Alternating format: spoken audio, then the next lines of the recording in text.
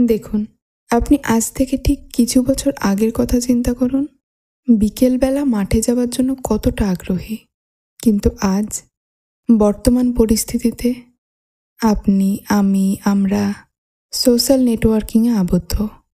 যে মা কাকিমারা বিকেলে একসাথে বসে নানান কথা বলতেন, তারাই আজ টিভির নানান সিরিয়ালে ব্যস্ত।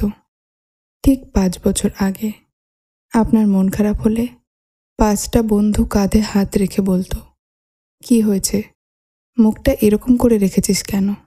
আজ সেই এক পরিস্থিতিতে আপনার পিঠটা সত্যি সত্যি বালি সিমেন্টের দেয়ালে ঠেকে গেছে বলে মনে হচ্ছে।